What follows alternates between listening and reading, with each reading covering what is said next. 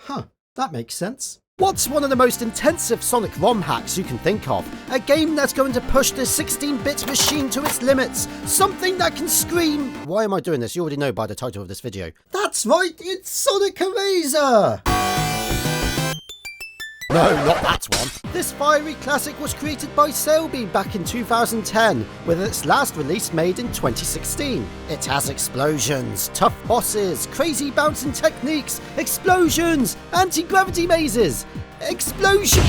Obviously, we'll be testing the up-to-date edition. I have all the Mega Drives and the Genesis at the ready, and I thought for this episode, I would buy a brand new... Oh yeah, I have no one to hand me anything anymore. Ladies, please. Only need one assistant.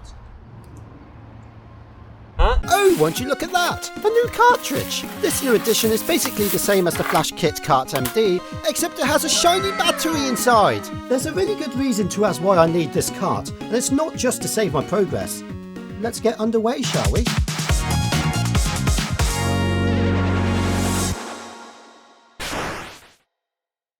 With my main consoles all hooked up, including my Japanese Tower of Power, it was time to create a fire in my new home. A combustible start indeed. But with the Mega EverDrive Pro in the driver's seat, I booted up Sonic Eraser and got this majestic title screen. We're then greeted with way too much text and then thrown into tutorial place, which is full of more computerized instructions. I really do appreciate the explanations here, but it could be simplified a tad. But truth be told, it informs me of Sonic's standard moveset and teaches me how to grasp the new but very few mechanics of the game. First bug of the day, people! In all honesty, qualified players can just skip this area and dive right in. We get this exhilarating cutscene, followed by hub worlds. I hate them, especially in the beginning of this one, because I saw this attractive big ring directly to my right, and it just took me back to the opening. The meat and gravy are a little further ahead, and this is where the real frustration commences. Hardened badniks, pits galore, hyperactive bosses, all being captured by Michael Bay. To be fair, this game can be quite forgiving, and it even lets you skip sections for a price if you're finding it too difficult. Wait, was that a scratch sound? There it is again! This is not a great kickoff if we're already getting music distortion. Or is that part of the track? I had to investigate with a selection of emulators, and I initiated Kega first. Nope, all clear here. Regen is my second choice for regular use, and it's fine here too. How about one of the most accurate emulators out there, Blaston? Wow, no deformity found here either. Exodus? Okay, this program picked up the anomaly, but not in the right manner. I finally tried BizForks using the GPGX core, which I've been told is scarily faithful, and... well, that's more of a screeching noise. But it just goes to show that emulators still need to play catch-up to be on par with the real deal. But apart from the hardware issue, the rest of the level is in working order. I mean, do we really care if we never see Green Hill again? Just charge on through, defeat Eggman, who seriously needs to go and see a medical doctor about his swinging spike balls, and you've done the first act. Next is the Emerald Challenge, and I'm not going to lie, I like how this turned out. Yes, it rehashes the old Sonic 1 maze design, but it's got rid of that disorientating spinning and turned it into a buzz wire game, and it gives you a respectable amount of checkpoints to prevent you from losing your mind. I enjoyed it. Except I felt that the reward was too lazy with 4 emeralds. But do you want to know something crazy? When you enter the special stage, if you pause and press A to back out, the game will try to exit, yet it will hang. But what if I told you that it's a fake crash? That's right, it's technically paused. Just press the start button again and Sonic Eraser will resume. And it truly believes you just concluded the task. You heard me, you don't have to finish it. Unfortunately, this trick doesn't work for the second special stage. You can quit out of it, albeit it won't freeze and it will just re-message the first chapter. That may have been an easy pass, but the following interval cranks up the heat by making use of sonic blasting projectiles right out of us as you go through the twists and turns. You have to avoid the spikes, otherwise you'll get teleported back to the beginning of the trial, or from the checkpoint you busted halfway through. The bullets you poop out assist with your jumps and manoeuvring, and while the fireballs appear disruptive, they don't affect the gameplay in any way. Colour me surprised, for a relatively old ROM hack with a lot going on screen at once, the console is doing well. But regardless, we need to cool it down and add some water to it. Oh, don't worry, I took the circuit board out. This is a unique idea for a level. You have to choose which path to take, and if you pick poorly, you get awarded with an extra life! Oh, and you're forced to die. Pick the right path, and you get presented with another 2 directions.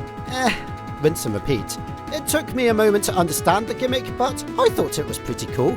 The game takes a dig at you for failing so much, but as I did move on and experience this on the Genesis and the PAL Mega Drive, I was able to complete the labyrinth fluently, and no praise was found. And while on the subject, I'm sad to report there's no optimization while playing on a European console.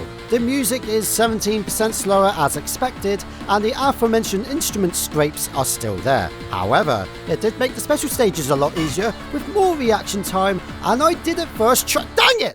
The next zone involves the new anti-gravity controls, and quite frankly, I found this difficult because of those detonating badniks. It's just too much for me. Although I did eventually bypass those enemies so I could check out the Easter egg. No, I'm not showing it. Yes, it does work. Selby, you're categorically disgusting, but for my first analysis, I ended up using the ABC skipper for the very first time.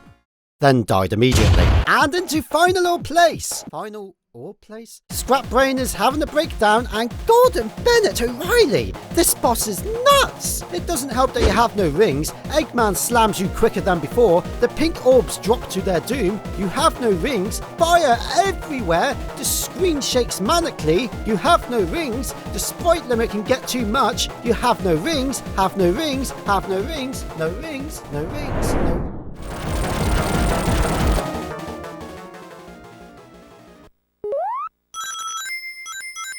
Oh, okay, I kicked this behind this time. I was an idiot, okay? Shh, I completed the game, alright? The proof is on the screen. Yes, I am mad, bro! Especially when it comes to the credits theme, as one of the channels has become tainted again. It's more apparent in this tune, and is once more a hardware issue. Still, only the staff role and the first act are infected with this error. And who cares? With the game now ended, we're granted non-human mode, which essentially means you get to fly with projectiles while being invincible everywhere and anywhere in the adventure. It serves no real purpose, but it's a neat little unlockable nonetheless. For a ROM hack that boasts detonations everywhere, all 3 regions have held up their own. But I'm not done. I think we can still put this game through its pace and bring the Model 2s down from their shelves. Now, all my secondaries contain the TMSS check, and EverDrive cartridges will bypass this with their menus easily. So I got the flash kit cart out and wrote Sonic Eraser to it, meaning there will be no menus causing interruptions. Will the ROM pass the validation process? Yes, no problem at all. The game is acting as it should, but as these contain a different sound chip compared to their first editions, I wonder if the instrument glitch would occur. Shall we find out together? Here's an inside look at the time of me recording this. Actually, it will be interesting because there are quite a few bugs and glitches in this game, but it all seems to be in the game itself. There was only one that I was able to find that's only hardware specific. What happened? But it might not do it on the Mega Drive 2 because it's actually music related. Find out in the very first act. Where's the text? Yeah, what? What? Exclamation mark. Oh no! What the f*** is it doing? Oh, I have not experienced this. The system is down, yo. Okay, the Mega Drive 2, what are you doing? Hey, crash. I was in total disbelief. Not once had this happened on my first 3 runs, and I thought maybe it was a fluke. But after a reset, It did it again! Pressing start quickly to skip the text just freezes the game, so I unslotted the 32X thinking that could be the culprit, but it persisted. I then tested the EverDrive X5 and hey presto, it now works. So it's the flash kits then?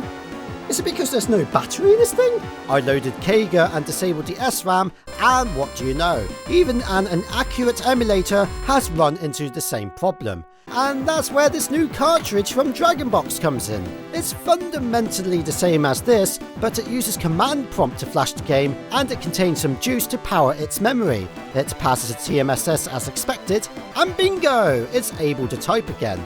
Most games that have a save feature will work fine without SRAM. It just won't have the ability to save.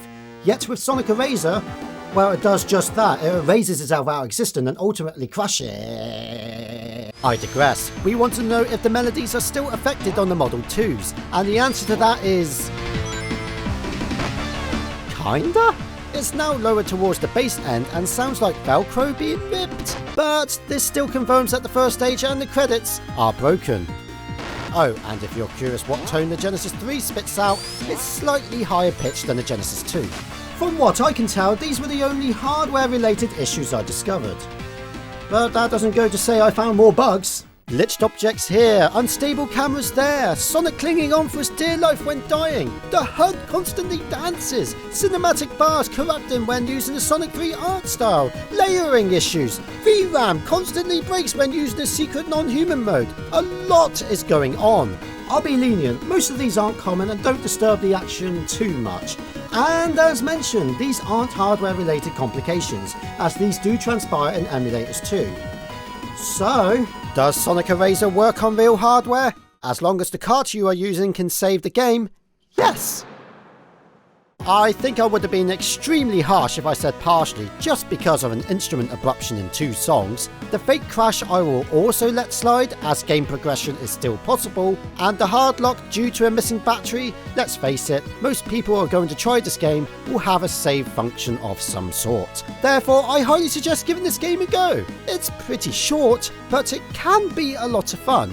Or if you don't fancy trying it out for yourself, I'll be streaming this very hack on my secondary channel in the next few days. And that's Sonic Eraser. Oh, I'm glad I was able to put those fireballs out. Whoa! Yeah, don't worry, there are plenty of games on this Sega console for you, mate.